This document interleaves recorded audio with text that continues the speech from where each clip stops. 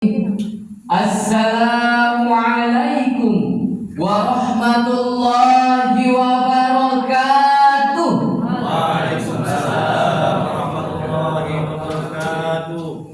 Alhamdulillahilladzi amarna bil jamaah wa nahana 'anit tafarruqi wal 'asabiyyah.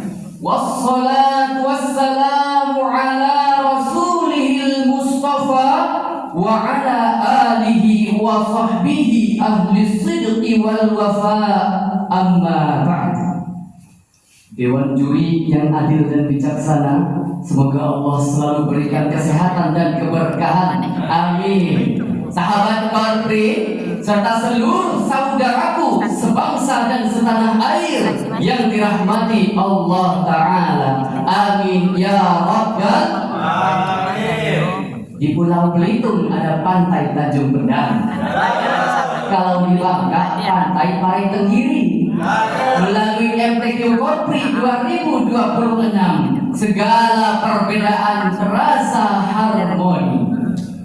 Pada kesempatan yang mulia ini, izinkan saya untuk menyampaikan tausiah yang berjudul Ketan untuk Tuhan, keberagaman sebagai kekuatan untuk mewujudkan persatuan. Sebelum tausiah ini dimulai, boleh saya minta tolong lagi? Boleh. Jika nanti saya bilang sahabat Korpri, tolong dijawab Allahu Akbar. Siap? Ya. Izin Dewan Juri, kita coba. Sahabat Korpri, Allahu Akbar. Pada tausiah kali ini akan saya awali dengan sebuah lagu yang diciptakan oleh sang legenda Rhoma Irama. Lebih dari 200 juta jiwa penduduk Indonesia, terdiri dari banyak suku bangsa, itulah Indonesia. ada Sunda, ada Jawa, Aceh, Padang, Batak, ada banyak lagi yang lainnya. Hadirin rahimakumullah, Menteri Kebudayaan Republik Indonesia Bapak Fadlizon dalam acara Indonesian Cultural Outlook 2026 menyebutkan bahwa Indonesia merupakan negara mega diversitas, yaitu negara yang memiliki keragaman yang luar biasa, terdiri dari 1340 suku, 718 bahasa daerah, 6 agama, dan ribuan adat tradisi yang mempesona. Segala keragaman tersebut melebur menjadi satu atas nama Indonesia, Bhinneka Tunggal Ika, walau berbeda-beda tetapi tetap satu jua. Tak salah jika Indonesia masuk ke daftar 50 negara paling toleran di dunia dengan indeks perdamaian dunia mencapai 1786 pada laporan The Most Peaceful Countries 2026. Hadirin, pencapaian tersebut selaras dengan upaya pemerintah dalam menciptakan perdamaian di tengah keberagaman.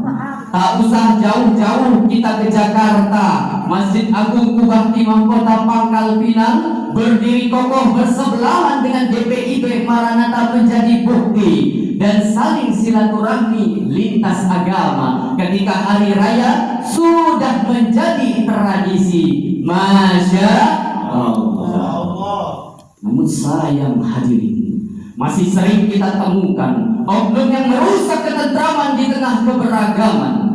Data dari Setara Institut pada tahun 2025 hingga 2026 yang dirilis terakhir pada Maret 2026 menyebutkan bahwa telah terjadi sebanyak 331 pelanggaran yang bernafaskan sara, dan 221 kasus diantaranya merupakan pelanggaran agama. Salah satu buktinya hadirin baru terjadi di bulan ini. Penyegelan salah satu rumah ibadah di Teluk Naga, Kabupaten Tangerang yang telah memicu ketegangan antar umat beragama.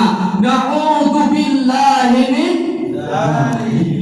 Padahal hadirin, Islam dengan jelas telah memberikan strategi jitu untuk bersatu dalam keberagaman dan menjadikan pluralitas sebagai kekuatan, sebagaimana yang telah tergambarkan pada 14 abad silam ketika Islam berjaya membangun peradaban di tengah kemajemukan.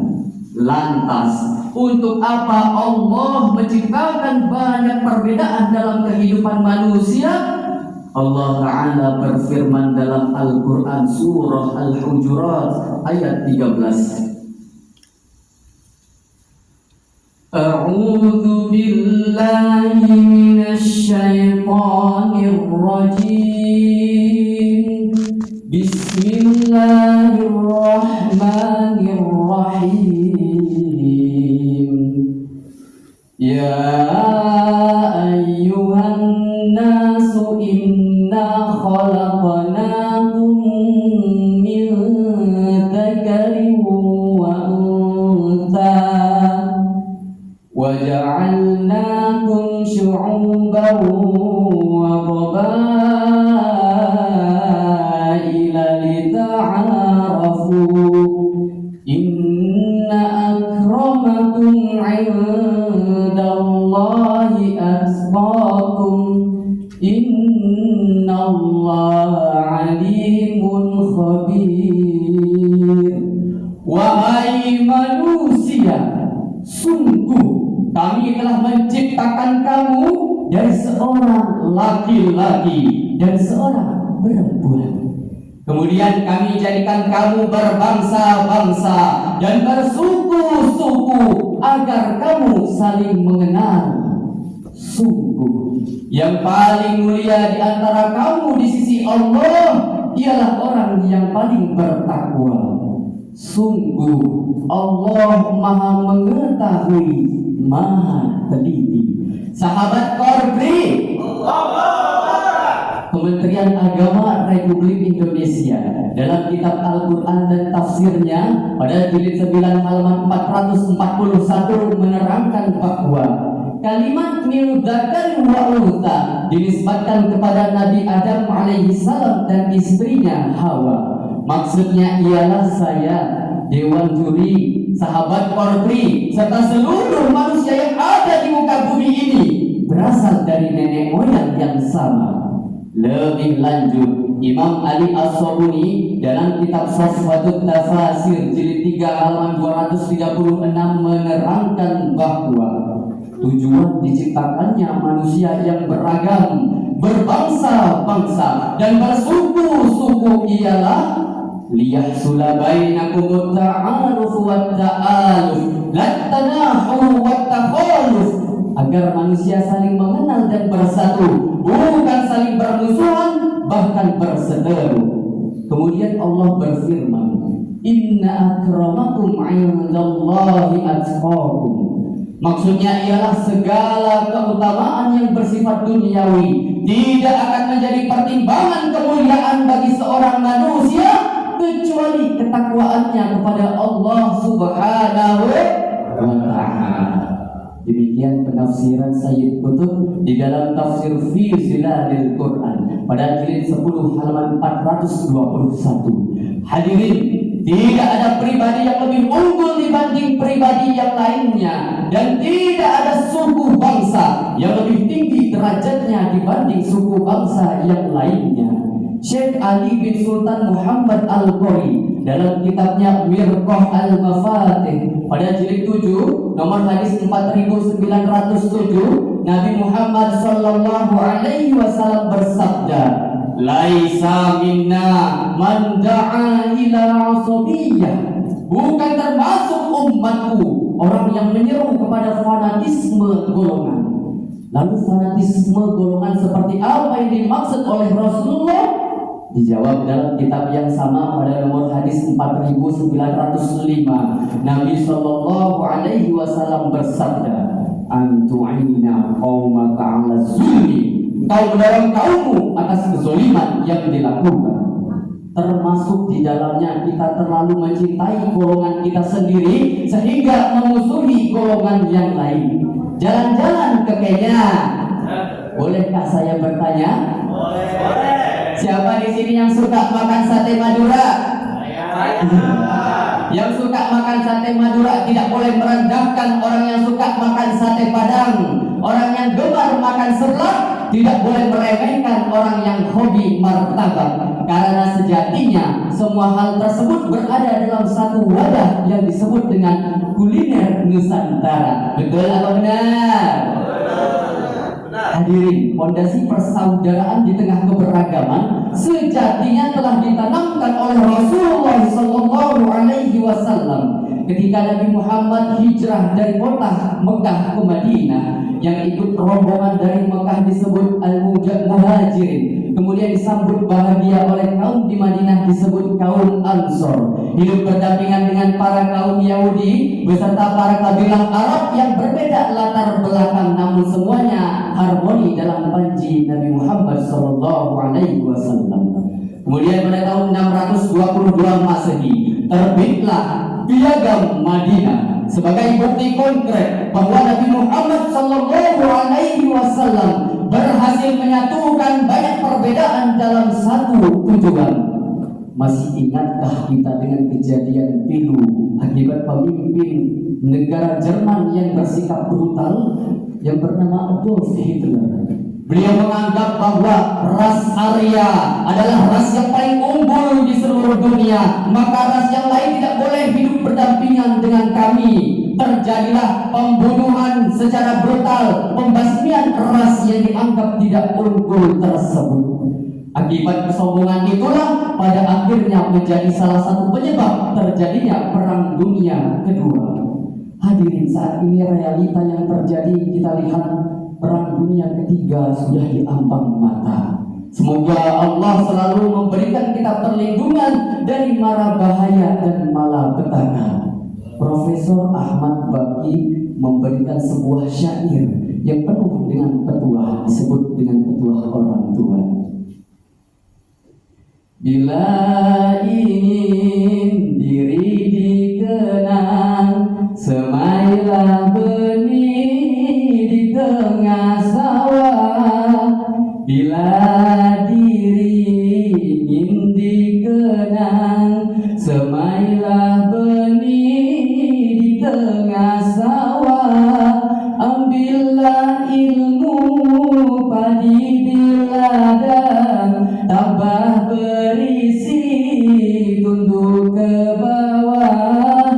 Ambillah ilmu padi di ladang, tambah berisi tunduk ke bawah. Bila diri ingin terpandang, jauhi kata tinggi melambung. Bila diri ingin terpandang, jauhi kata tinggi melambung. Jauhi sifat ayam di kandang, bertelur 1.000 sekampung. Jauhi sifat ayam di kandang, bertelur 1.000 sekampung.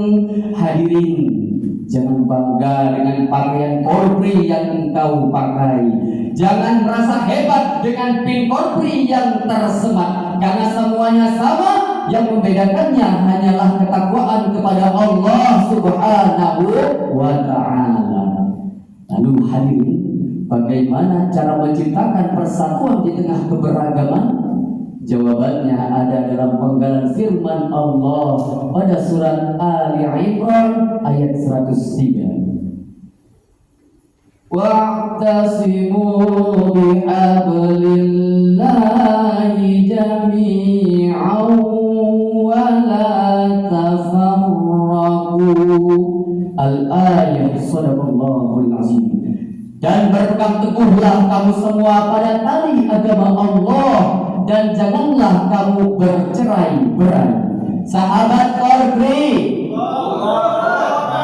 kalimat bihablillah menurut Profesor Dr. Muhammad Quraisy Shihab Dalam tafsir Al-Misbah volume 2 halaman 170 paragraf paling atas menyebutkan bahwa